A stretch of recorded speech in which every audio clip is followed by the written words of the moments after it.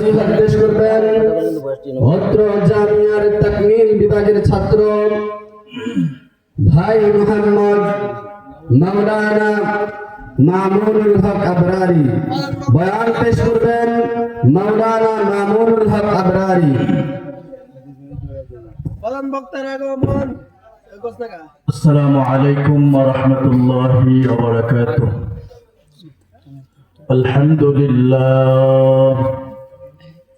আলহামদুলিল্লাহ নাহমাদুহু ওয়া নাস্তাঈনুহু ওয়া নাস্তাগফিরুহ ওয়া নাউযু বিল্লাহি মিন শুরুরি আনফুসিনা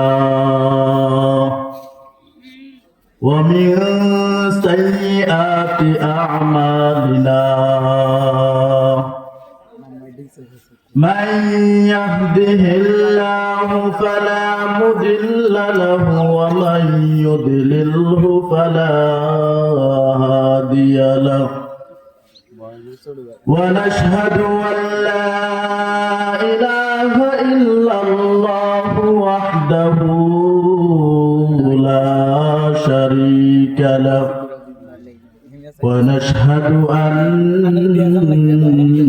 سيدنا وسندنا وحبيبنا وطبيب قلوبنا محمد. أما بعد فأعوذ بالله من الشيطان الرجيم.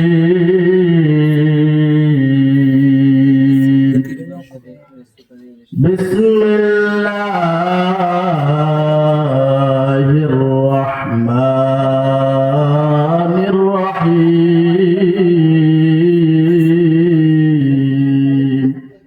وما خلقت الجن والإنس إلا ليعبدون. بك أمانة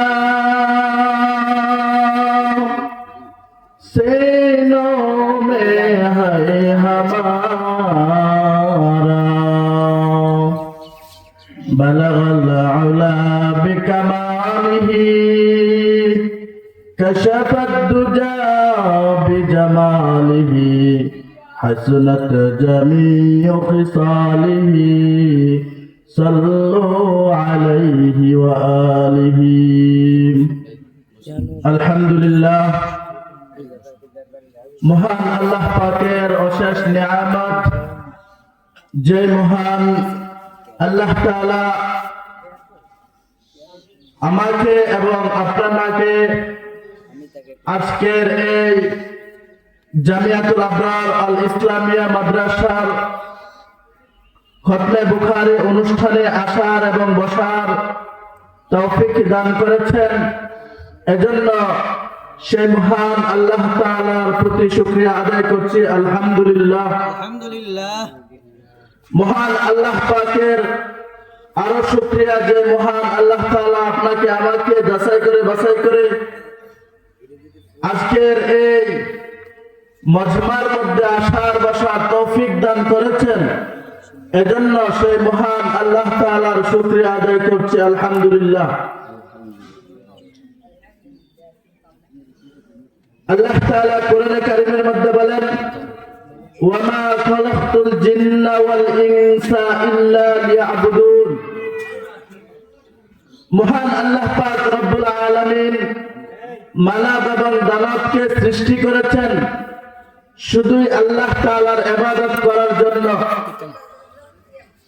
আল্লাহ তাআলা আপনাকে আমাকে দুনিয়াতে কেন পাঠিয়েছেন? আল্লাহ তাআলা আপনাকে আমাকে দুনিয়াতে মহান আল্লাহ তাআলার ইবাদত করার জন্য পাঠিয়েছেন। অন্য কোনো উদ্দেশ্যে আল্লাহ তাআলা আপনাকে আমাকে দুনিয়াতে পাঠাননি। মহান আল্লাহ তাআলার ইবাদত যদি না করে মৃত্যুবরণ হয়ে যায়, কাল কিয়ামতের দিন জাহান্নামের আগুনে আমাদের জ্বলতে হবে, কোনো সন্দেহ নাই। মহান আল্লাহ তাআলা আপনাকে আমাকে এই দুনিয়ার মধ্যে সৃষ্টি করেছেন, আমাদেরকে আপনাদেরকে কোনো বেহুদার জন্য এই দুনিয়াতে সৃষ্টি করে নাই। আল্লাহ তাআলা আপনাকে আমাকে পৃথিবীতে একটি পরীক্ষার হল স্বরূপ যেমন পরীক্ষার হলে ছাত্ররা পরীক্ষা দেয়, তখন উস্তাদরা গাইড দিয়ে রাখে, কেউ কিছু বলে না, যে যাই লেখে না কেন। মহান আল্লাহ তাআলা তেমনি আমাদেরকে দুনিয়াতে পাঠিয়েছেন আল্লাহ তাআলা ইবাদত করার জন্য, কিন্তু আল্লাহ তাআলা দুনিয়াতে কাউকে কিছু বলেনি। যদি আমি আর আপনি যদি ভালো কাজ করে দুনিয়া থেকে বিদায় নিতে পারি, তাহলে কাল কিয়ামতের দিন আমাদের জন্য রয়েছে জান্নাত। আর যদি আল্লাহ তাআলার ইবাদত না করে মৃত্যুবরণ হয়ে যায়, তাহলে আমাদের জন্য রয়েছে জাহান্নাম। জান্নাত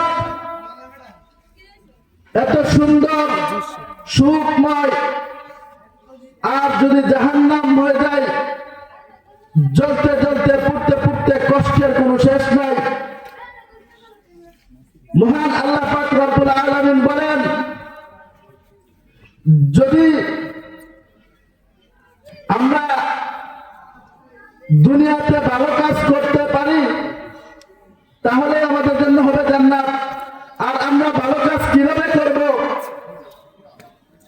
আমার নবীর অনুসরণ করতে হবে। নবী কিভাবে চলেছেন, নবী কিভাবে খেয়েছেন, নবী কিভাবে পরিধান করেছেন, নবী কিভাবে নামাজ পড়েছেন, নবীর সুন্নতকে মেনে চলতে হবে। নবী যেগুলা করেছেন, নবী করিম সাল্লাল্লাহু আলাইহি ওয়াসাল্লাম যেভাবে আমাদেরকে দিক নির্দেশনা দিয়েছেন, সে অনুসরণ করতে হবে, সেভাবে আমাদের চলতে হবে। তাহলে কাল কিয়ামতে আমাদের জান্নাত হয়ে যাবে। আল্লাহ তাআলা না করুক, কাল কিয়ামতের দিন যখন জাহান্নামের কাঠগড়ায়, কাল কিয়ামতের দিন যখন হাসরের ময়দানে কাঠগড়ায় দাঁড়াইতে হবে, আর যদি দাঁড়াইয়া যখন আমি সঠিক উত্তরগুলো দিতে না পারবো, একদল ফেরেশতারা এসে দাঁড়াইয়া থাকবে তোমাকে টেনে হিঁচড়ে জাহান্নামে নেওয়ার জন্য। আর ওই জাহান্নামের আগুন এত ভয়ঙ্কর হবে, এত ভয়ঙ্কর হবে, যা আমরা কখনো সহ্য করতে পারবো না। দুনিয়ার আগুনে সামান্য আগুন আমরা সহ্য করতে পারি না, কাল কিয়ামতের আগুন আমরা কিভাবে সহ্য করব? মহান আল্লাহ পাক রব্বুল আলামিন আপনাকে আমাকে যেন দুনিয়াতে নেক আমল এবং নবীর সুন্নাত এবং নবীর অনুসরণ করে যেন চলতে পারি, আল্লাহ তাআলা আমাদের সে তৌফিক দান করুক। ওয়া মা তাওফীকি ইল্লা বিল্লাহ। আসসালামু আলাইকুম ওয়া রাহমাতুল্লাহ।